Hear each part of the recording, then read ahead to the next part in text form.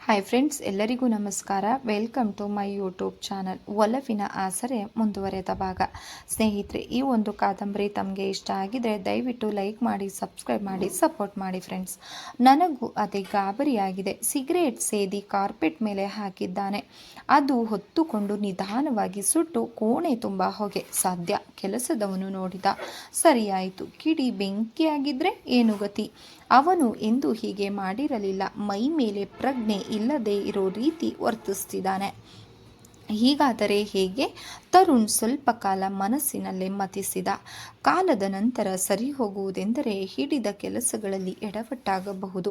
ಸ್ನೇಹಿತ ಎಂದು ಮನಸಾರೆ ಪ್ರೀತಿಸಿದವಳನ್ನೇ ತ್ಯಾಗ ಮಾಡ ಹೊರಟು ಈಗ ಎತ್ತಲೂ ಇಲ್ಲದೆ ಇತ್ತಲೂ ಇಲ್ಲದೆ ಕೊರಗುತ್ತಿದ್ದಾನೆ. ತಾನೇ ಶಚಿಯನ್ನು ಮದುವೆಯಾಗಿದ್ದರೆ ಅವನಿಷ್ಟು ಮನಸ್ಸು ಕೆಡಿಸಿಕೊಳ್ಳುತ್ತಿರಲಿಲ್ಲ. ರೇಖಾಳ ನಂತರ ಅವನು ಪ್ರೀತಿಸಿದ ಹೆಣ್ಣು ಎಂದರೆ ಶಚಿ. ಅವಳು ಇವನನ್ನು ಪ್ರೀತಿಸುತ್ತಿದ್ದಾಳೆ. ಹೇಗಾದರೂ ಅವರಿಬ್ಬರಿಗೂ ಮದುವೆ ಮಾಡಿಬಿಟ್ಟರೆ ಅವನು ಸರಿಯಾಗುತ್ತಾನೆ. ಇದನ್ನೇ ತಾಯಿಯ ಬಳಿ ಹೇಳಿದ. ಸರಿ, ಶಚಿ ಬಳಿ ಕ್ಷಮೆ ಕೇಳ್ತೀನಿ, ನಾನು ಒಪ್ಪಿಸ್ತೀನಿ, ಆಗ ಎಲ್ಲ ಸರಿಯಾಗುತ್ತೆ. ತರುಣ್, ನನಗೆ ನೀನು ಬೇರೆಯಲ್ಲ, ವಿವೇಕ್ ಬೇರೆ ಅಲ್ಲ. ಇಬ್ಬರು ಸುಖವಾಗಿರಬೇಕೆಂದು ಈ ತಾಯಿಯ ಹೃದಯ ಬಯಸುತ್ತದೆ. ಒಂದು ಮಾತು ಕೇಳ್ತೀನಿ, ಸುಳ್ಳು ಹೇಳಬೇಡ. ಇಲ್ಲ, ಕೇಳಿ ಅಮ್ಮ ಎಂದನು. ನೀನು ಶಚಿನ ಪ್ರೀತಿಸ್ತೀಯಾ? ಅವನು ತಲೆ ತಗ್ಗಿಸಿದ. ಸಂಕೋಚದಿಂದ ನೆಲದ ಕೆರೆದ ಕಾಲಲ್ಲಿ ಅವಳಿಂದ ಭಾವನೆಗಳನ್ನು ಮುಚ್ಚಿಡಲು ಸಾಧ್ಯವೇ ಹೇಳು? ನನಗೆ ನೀವಿಬ್ಬರು ಒಂದೇ ಅಂತ ಹೇಳಿದ್ನಲ್ಲ ಎಂದು ಹೇಳಿದಳು. ಇಲ್ಲ ಅಂತ ಹೇಳಿದರೆ ನನಗೆ ನಾನೇ ಮೋಸ ಮಾಡಿಕೊಳ್ಳಬೇಕಾಗುತ್ತದೆ. ಪ್ರೀತಿ ನನ್ನಲ್ಲಿ ಹುಟ್ಟಿದ್ದು ನಿಜ, ಆದರೆ ಶಚಿ ಮಾತ್ರ ನನ್ನನ್ನು ಆತ್ಮೀಯ ಸ್ನೇಹಿತನಾಗಿಯೇ ನೋಡ್ತಿದ್ಲು. ಅವಳು ಪ್ರೀತಿಸಿದ್ದು ವಿವೇಕನನ್ನು. ವಿವೇಕ್ ಕೂಡ ಅವಳನ್ನು ಪ್ರೀತಿಸ್ತಾನೆ ಅಂತ ಗೊತ್ತಾದ ಮೇಲೆ ತಾನೇ ನಾನು ಶಚಿಯನ್ನು ಆತ್ಮೀಯ ಸ್ನೇಹಿತಳಾಗಿಯೇ ನೋಡ್ತಾ ಇದ್ದೆ. ಆದರೆ ಅವನಿಗೆ ಅದು ಹೇಗೆ ನಮ್ಮ ಬಗ್ಗೆ ಗುಮಾನಿ ಬಂತು ಅಂತ ಗೊತ್ತಾಗಲಿಲ್ಲ. ಅವರ ಮನೆಗೆ ಹೋದಾಗಲೂ ಸಹ ನಾನು ಮಾತನಾಡುವ ಮೊದಲೇ ಅವನೇ ಮಾತಾಡ್ಬಿಟ್ಟ.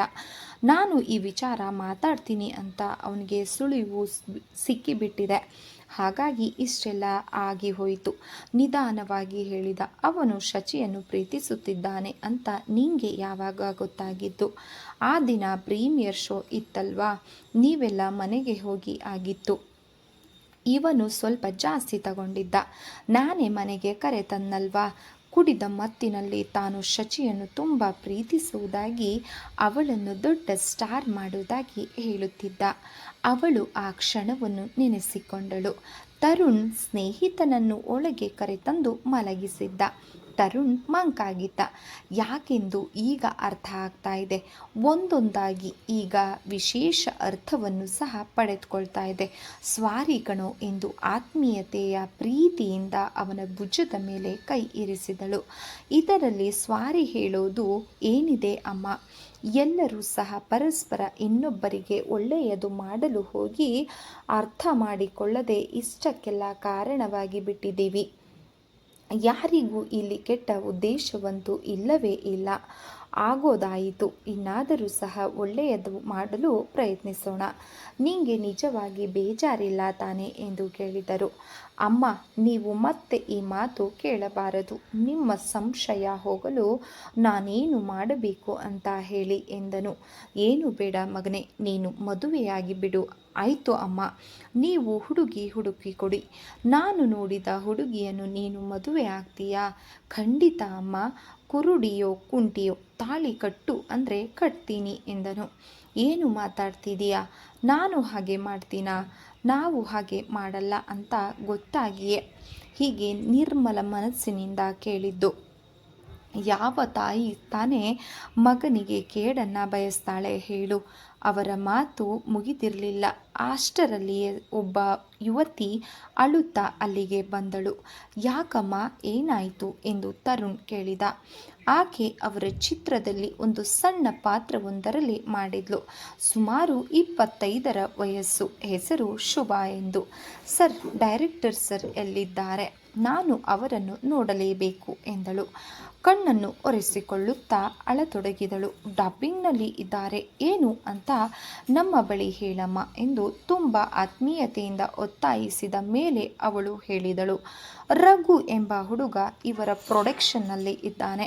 ಎಲ್ಲ ಕಡೆ ಓಡಾಡಿಕೊಂಡು ಎಲ್ಲ ಕೆಲಸ ಮಾಡ್ಕೊಂಡಿರ್ತಾನೆ. ಚುರುಕು ಹುಡುಗ, ನೋಡಲು ಅಂತಹ ಸುಂದರ ಏನೂ ಅಲ್ಲ, ಆದರೆ ಕುಳ್ಳಗೆ ತೆಳ್ಳಗೆ ಇದ್ದಾನೆ ಎಂದು ಹೇಳಿದಳು. ತನಗೆ ಅವರು ಗೊತ್ತು ಇವರು ಗೊತ್ತು ಎಂದು ಕೊಚ್ಕೊಳ್ತಿರ್ತಾನೆ.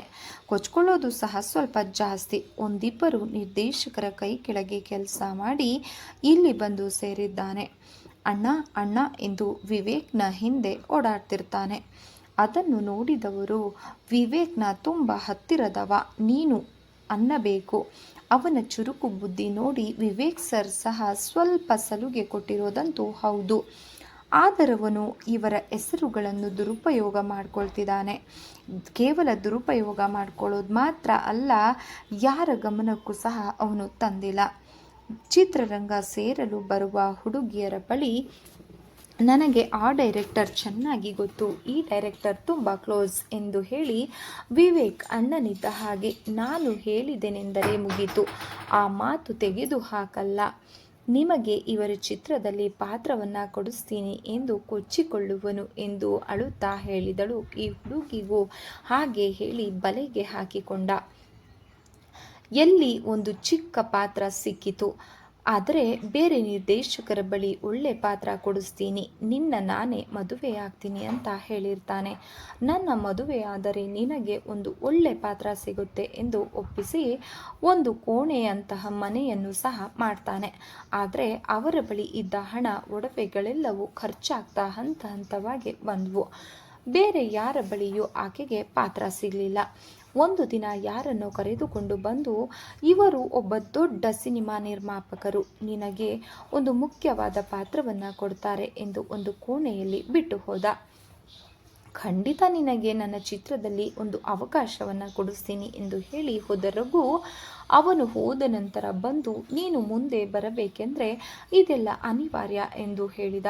ಶುಭ ಈತ ಮುಖ್ಯ ಪಾತ್ರ ಕೊಡ್ತಾನೆ, ಆಮೇಲೆ ನಿನ್ನ ಹಿಡಿಯುವವರೇ ಇಲ್ಲ, ಈಗ ನಾವಿಬ್ಬರು ಸುಖವಾಗಿರ್ಬೋದು ಎಂದು ರಮಿಸಿ ಸಹ ಅವಳ ಬಳಿ ಇದ್ದ ಹಣದಲ್ಲಿ ಸ್ವಲ್ಪ ಕಿತ್ತುಕೊಂಡ. ಆದರೆ ಅವನಿಗಿರುವಂತಹ ಒಳ್ಳೆತನ ಎಂದರೆ ಅವಳಿಗೆ ಸ್ವಲ್ಪ ಉಳಿಸುವಂತಹ ದೊಡ್ಡತನ ಅವನಲ್ಲಿತ್ತು. ಅದೇ ದೊಡ್ಡದು. ಈ ಚಿತ್ರರಂಗದಲ್ಲಿ ನಟಿಸುವಾಗಲೇ ತಾನು ಗರ್ಭಿಣಿಯಾಗಿದ್ದೇನೆಂಬ ಸಂಶಯ ಸಹ ಅವಳಿಗೆ ಬಂದಿತ್ತು. ಈಗದು ಸ್ಪಷ್ಟ ಸಹ ಆಗಿತ್ತು. ಅವನಿಗೆ ತಿಳಿಸಿ ಮದುವೆಯಾಗೋಣ ಎಂದಳು. ಆದರೆ ನನಗೆ ತುಂಬ ಕೆಲಸವಿದೆ, ಮುಗಿಲಿ ಎಂದು ಹೇಳಿದವನು ಊರ ಕಡೆ ಹೋಗಿ 20 ದಿನಗಳಾದರೂ ಸಹ ಕೈಯಲ್ಲಿ ಕಾಸು ಇಲ್ಲ. ಆ ನಿರ್ಮಾಪಕನ ಸುದ್ದಿಯೂ ಇಲ್ಲ. 4-6 ಕಡೆ ಇವಳೇ ಹೋಗಿ ವಿಚಾರಿಸ್ತಾಳೆ. ಇಲ್ಲ, ಇವನ ಹೆಸರು ಕೇಳಿ ಮುಸಿ ಮುಸಿ ನಕ್ಕರು. ಕೊನೆಗೆ ಯಾರೋ ಡಬ್ಬಿಂಗ್ ಶುರುವಾಗಿದೆ, ವಿವೇಕ್ ಸರ್ ಹತ್ರ ಹೋಗಿ ಹೇಳಿಕೊಂಡರೆ ನಿನಗೆ ನ್ಯಾಯ ದೊರಕಬಹುದು ಎಂದರು. ಅವನ ಸ್ವಭಾವ ಅವರಿಗೆ ಗೊತ್ತಿಲ್ಲ, ಆದರೆ ಗೊತ್ತಿದ್ದರೆ ತಮ್ಮ ಬಳಿ ಅವರು ಸೇರಿಸ್ಕೊಳ್ತಾನೋ ಇರಲಿಲ್ಲ ಅಂತ ಹೇಳಿರ್ತಾರೆ. ಅವನು ನಿನಗೊಬ್ಬಳಿಗೆ ಅಲ್ಲ, ಬಹಳ ಹುಡುಗಿಯರಿಗೆ ಹೀಗೆ ಹೇಳಿ ಮೋಸ ಮಾಡಿದ್ದಾನೆ. ಆದರೆ ಆತನ ಕಳ್ಳತನ ಒಪ್ಪಿಕೊಳ್ಳಲ್ಲ, ನೀನು ಬಿಡಬೇಡ ಎಂದು ಅವರು ಸಹ ಆಕೆಗೆ ಹೇಳಿ ಕಳಿಸಿರ್ತಾರೆ.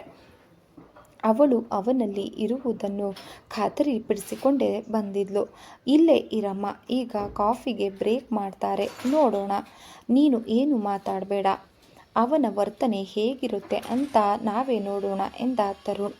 ಸುಲೋಚನಾಳಿಗೆ ತಕ್ಷಣಕ್ಕೆ ಗೀತಾಳ ಹಾಗೂ ತನ್ನ ಗಂಡನ ನೆನಪಾಯಿತು.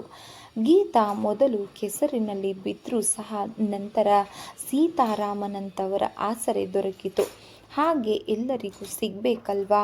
ಇದಕ್ಕೆ ಗೌರವಸ್ಥರ ಕುಟುಂಬ ಸಮಾಜದವರು ತಮ್ಮ ಹೆಣ್ಣು ಮಕ್ಕಳನ್ನು ಈ ಲ್ಯಾಂಡ್ಗೆ ಕಳುಹಿಸಲು ಒಪ್ಪೋದೇ ಇಲ್ಲ. ಇಲ್ಲಿಗೆ ಬಂದವರು ಯಾರೂ ಪರಿಶುದ್ಧವಾಗಿಲ್ಲ ಅನ್ನೋದು ಸಹ ತುಂಬ ಜನರ ನಂಬಿಕೆ. ಆದರೆ ಅವರು ಎಷ್ಟು ಪರಿಶುದ್ಧವಾಗಿದ್ರೇನು ಕಪ್ಪು ಎಂಬ ಕನ್ನಡಕದಲ್ಲೇ ಅವರಿಗೆ ನೋಡ್ತಾರೆ. ಅದೇ ಅವರು ಜನಪ್ರಿಯರಾಗಿ ಹೆಸರು ಗಳಿಸಿದರೆ ಸಾಕು, ಮುಗಿ ಮುಗಿ ಬೀಳ್ತಾರೆ. ವಿಚಿತ್ರ ಜನ, ತೆಗಳಿದವರನ್ನೇ ದೇವತೆಯಂತೆ ಆರಾಧಿಸ್ತಾರೆ. ಬೇಕಾದರೆ ಕಿರೀಟ ತೊಡಿಸಿ ಸಹ ಸಿಂಹಾಸನದ ಮೇಲೆ ಸಹ ಕೂರಿಸ್ಬಿಡ್ತಾರೆ. ಅವರ ದ್ವಂದ್ವ ಅವರಿಗೆ ಅರ್ಥವಾಗಬೇಕು. ಈ ಹುಡುಗಿಯರಾದರೂ ಯಾಕೆ ಹೀಗೆ ಮನೆ ಬಿಟ್ಟು ಬಂದು ಕೊಳಚೆಗೆ ಬೀಳ್ತಾರೋ ಏನೋ. ಎಲ್ಲಾದರೂ ನಾಯಕ ನಾಯಕಿಯರಾಗಲು ಸಾಧ್ಯವೇ? ಪ್ರತಿಯೊಬ್ಬರಿಗೂ ಋಣವೊಂದು ಇರಲೇಬೇಕಾಗುತ್ತದೆ. ತಾವು ಹೆಣ್ಣು, ಅಪಾಯವೇ ಇದ್ದರೂ ಸಹ ನಮಗೆ ಅಂತ ಗೊತ್ತಿರುತ್ತೆ. ಆದರೂ ಸಹ ತಮ್ಮ ಹೆಣ್ತನವನ್ನು ಮಾರಿಕೊಳ್ಳುತ್ತಾರಲ್ಲ, ಬುದ್ಧಿ ಎಲ್ಲಿದೆ ಇವಕ್ಕೆ ಎಂದು ಹೇಳ್ತಾಳೆ. ಅಲ್ಲಮ್ಮ, ಮನೆ ಬಿಟ್ಟು ಹೀಗೆಲ್ಲ ಬರ್ತಾರಾ? ಅದೂ ಸಹ ಯಾರು ಸರಿಯಾಗಿ ಪರಿಚಿತರಿಲ್ಲದೆ ಇರೋವಾಗ?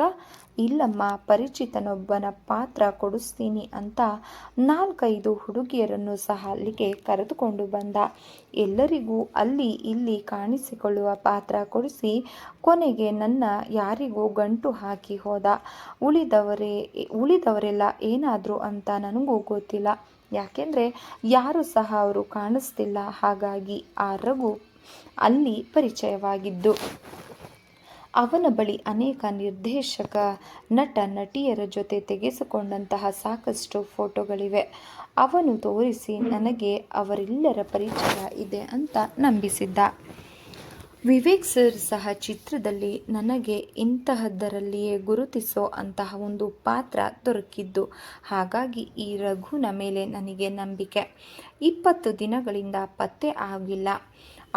ಅಲೆದು ಸಾಕಾಗಿ ಕೊನೆಗೆ ಇಲ್ಲಿ ಹೀಗೆ ಪರದಾಡ್ತಿರೋ ಬದಲು ಊರಿಗೆ ಹೋಗಿ ಮದುವೆ ಮಾಡಿಕೊಂಡು ಇರಬಾರದೆ ಎಂದು ಸುಲೋಚನಾ ಹೇಳ್ತಾಳೆ.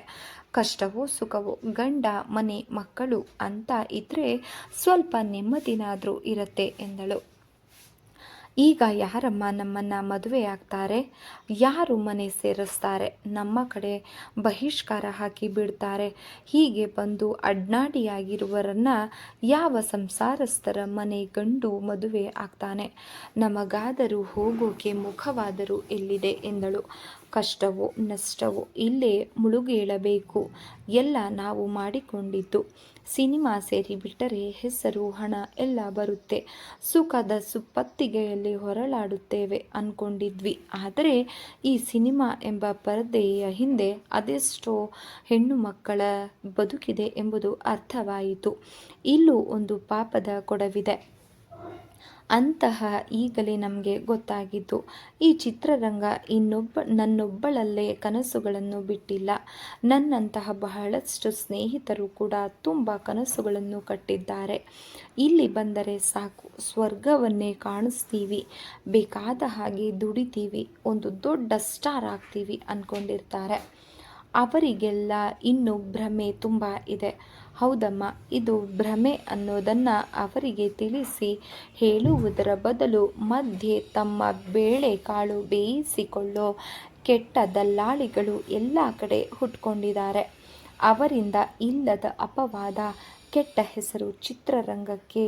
ನೋಡು, ನಿನ್ನಂತಹ ತಿಳುವಳಿಕೆ ಇರೋ ಹುಡುಗಿಯರು ಬೇರೇನೂ ಯೋಚನೆ ಮಾಡದೆ ಹೀಗೆ ಯಾರದೋ ಮಾತಿಗೆ ಮರುಳಾಗಿ ಬರ್ತೀರಾ. ಕೊನೆಗೆ ಹೀಗಾಗೋದಕ್ಕೆ ಅವಕಾಶನೂ ಕೊಟ್ಟ ಚಿತ್ರರಂಗದ ತುಂಬ ಕೆಟ್ಟವರೇ ತುಂಬಿದ್ದಾರೆ ಅನ್ನುವಂತಹ ಸುಳ್ಳನ್ನು ಸಹ ಸತ್ಯವೇನೋ ಅನ್ನುವಷ್ಟು ಪರಿಣಾಮ ಬೀರುವ ಹಾಗೆ ನಡೆದುಕೊಳ್ತೀರಾ. ನನ್ನ ಮಗನ ಚಿತ್ರದಲ್ಲಿ ಅಭಿನಯಿಸಿದೆ ಅಲ್ವಾ ನೀನು? ಅಂತಹ ವಾತಾವರಣ ಎಲ್ಲಾದರೂ ಕಂಡಿದೀಯಾ? ಇಲ್ಲ ಅಮ್ಮ, ನನ್ನಾಣೆ ಇಲ್ಲ. ಎಲ್ಲ ಒಂದೇ ಕುಟುಂಬದವರಂತೆ ಒಳ್ಳೆ ಪ್ರೀತಿ ಸ್ನೇಹದ ವಾತಾವರಣ ಇಲ್ಲಿ ಇರತ್ತೆ. ನೀವು ಎಲ್ಲೋ ಹಾಳಾಗಿ ಎಲ್ಲೋ ಬಂದು ಕೆಟ್ಟ ಹೆಸರು ಕೊಡ್ತೀರಾ. ನಾನ್ಯಾಕೆ? ಈಗ ನನ್ನ ಮಗ ಬರ್ತಾನೆ ಇರು ಎಂದಳು. ಶುಭ ಅವನತ್ತ ಮುಖಿಯಾಗಿ ಅಲ್ಲೇ ಕುಳಿತಳು. ಕಾಫಿ ವಿರಾಮಕ್ಕೆ ಎಲ್ಲ ಹೊರಬಂದರು. ಅವರಿದ್ದಲ್ಲಿಗೆ ಬಂದ ವಿವೇಕ್ ಅವಳನ್ನು ನೋಡಿ, ಏನಮ್ಮ ಶುಭ, ಚೆನ್ನಾಗಿದ್ದೀಯಾ ಎಂದು ನಕ್ಕರು. ಅವಳು ಮಾತನಾಡಲಿಲ್ಲ. ತಲೆ ತಗ್ಗಿಸಿ ಅಳತೊಡಗಿದಳು. ತಾಯಿ ಸೂಕ್ಷ್ಮವಾಗಿ ವಿಚಾರ ವಿವರಿಸಿದಳು. ವಿವೇಕ್ನ ಮುಖ ತುಂಬ ಸಿಟ್ಟಿನಿಂದ ಕೆಂಪಾಗಿತ್ತು. ರಘುನ ಕಳಿಸು ಇಲ್ಲಿ, ಟೀ ತಂದ ಹುಡುಗನಿಗೆ ಹೇಳಿದ. ಇದ್ಯಾವುದರ ಅರಿವಿಲ್ಲದ ರಘು ಓಡಿ ಬಂದವನೇ ಶುಭನನ್ನು ನೋಡಿದ. ಕಾಲುಗಳು ನಡುಗಿದವು. ಏನು ಸರ್ ಎಂದು ತೊದಲಿದವು ಮಾತುಗಳು. ನೀನು ಯಾವ ಟೀಮ್ನಲ್ಲಿ ಕೆಲಸ ಮಾಡ್ತಿದ್ದೀಯಾ ಗೊತ್ತಾ? ಅವನು ಮಾತನಾಡಲಿಲ್ಲ. ಯಾಕೆ ಮೌನವಾಗಿ ಮಾತನಾಡು. ನೀನು ಟೀಮ್ನಲ್ಲಿ ಸರ್, ನಿಮ್ಮ ಟೀಮ್ನಲ್ಲಿ ಉಳಿದವರು ಹೇಗೆ ಇರ್ತಾರೆ? ಅವನು ಕಳ್ಳಗಣ್ಣಿನಲ್ಲಿ ಎಲ್ಲರನ್ನೂ ನೋಡಿದ. ಈ ಶುಭ ನಿನಗೆ ಏನಾಗಬೇಕು? ಏನಿಲ್ಲ ಸರ್ ಎಂದು ನುಡಿದ. ಅವಳ ಹೊಟ್ಟೆಯಲ್ಲಿರೋ ಮಗುವಿನ ತಂದೆ ಯಾರು? ನನಗೇನು ಗೊತ್ತು, ಅವಳಿಗೆ ಗೊತ್ತು. ಸಿನಿಮಾದಲ್ಲಿ ಪಾರ್ಟಿ ಕೊಡಿಸ್ತೀನಿ ಅಂತ ಕಂಡ ಗಂಡಸರ ಹಿಂದೆ ಬಿಟ್ಬಿಟ್ಟು ಇನ್ನೂ ಸುಮ್ಮನಿದ್ದರೆ ಆಗಲ್ಲ ಅಂತ ಗಟ್ಟಿಯಾಗಿ ಹೇಳಿದ. ಅವರು ಬೀಳ್ತಿದ್ರು. ನೀನು ನಿನ್ನ ಲಾಭಕ್ಕೆ ಎಲ್ಲರನ್ನೂ ಸುಳ್ಳು ಎಂದು ಕಿರುಚಿದ ರಘು. ಸ್ಟುಡಿಯೋದಲ್ಲಿ ಬೇರೆ ಬೇರೆ ಚಿತ್ರಗಳ ಶೂಟಿಂಗ್ ನಡೆಯುತ್ತಿತ್ತು. ಅವರೆಲ್ಲ ಬಂದು ಸುತ್ತ ನಿಂತಿದ್ದಾರೆ. ಯಾವುದು ಸುಳ್ಳು? ಚಿತ್ರರಂಗದಲ್ಲಿ ಅವಕಾಶ ಕೊಡಿಸ್ತೀನಿ ಅಂತ ಶುಭಾನ ಆ ನಿರ್ಮಾಪಕರು ಅಂತ ಯಾರ್ಯಾರಿಗೋ ಪರಿಚಯ ಮಾಡಿಸಿದ್ದು ಸುಳ್ಳಾ? ಹಾಗಾದರೆ ಇನ್ಯಾರನ್ನೋ ತಂದು ನಿನಗೊಪ್ಪಿಸಿದ್ದು, ಇವಳೊಂದಿಗಿದ್ದು ಅವಳು ತಾಯಿ ಆಗುವ ಹಾಗೆ ಮಾಡಿದ್ದು ನೀನು ಸುಳ್ಳ ಎಂದು ವಿವೇಕ್ ಕಿರ್ಚುತ್ತಾನೆ. ಎಲ್ಲ ಸುಳ್ಳು. ಆ ಮಗುವಿನ ತಂದೆ ಯಾರೋ ಏನೋ ಗೊತ್ತಿಲ್ಲ. ವಿವೇಕ್ನ ವಿಪರೀತ ಕೋಪ ಬಂದಿತ್ತು. ತಡೆದುಕೊಳ್ಳುವಷ್ಟು ಮಿತಿ ಮೀರಿ ಹೇಗೋ ಸಹ ಆತ ತಡೆದುಕೊಂಡ. ಅಷ್ಟರಲ್ಲಿ ಹೆಣ್ಣು ಮಕ್ಕಳೆಂದರೆ ನಿಮಗೆ ಆಟದ ವಸ್ತುವಾಗಿ ಬಿಟ್ಟಾರಾ? ಇವರನ್ನು ನನ್ನ ಬಳಿ ಕರೆತಂದವನು ನೀನೇ ಅಲ್ವಾ? ನನಗೆ ಮೋಸ ಮಾಡ್ತೀಯಾ? ನೀನು ಒಳ್ಳೆ ಹುಡುಗ, ಚುರುಕಾಗಿದೆ ಅಂತ ನಂಬಿ ನನ್ನ ಬಳಿ ಸೇರಿಸಿಕೊಂಡರೆ ಹೀಗೇನಾ ಮಾಡೋದು? ಶುಭ, ನೀವು ನಿಜ ಹೇಳಿ, ನಿಮ್ಮ ಮಗುವಿನ ತಂದೆ ಯಾರು ಎಂದು ವಿವೇಕ್ ಕಿರುಚಿಕೊಂಡ. ಸ್ನೇಹಿತರೆ, ಈ ಒಂದು ಕಾದಂಬರಿ ತಮಗೆ ಇಷ್ಟ ಆಗಿದ್ರೆ ದಯವಿಟ್ಟು ಲೈಕ್ ಮಾಡಿ, ಸಬ್ಸ್ಕ್ರೈಬ್ ಮಾಡಿ, ಸಪೋರ್ಟ್ ಮಾಡಿ ಫ್ರೆಂಡ್ಸ್. ಧನ್ಯವಾದಗಳು.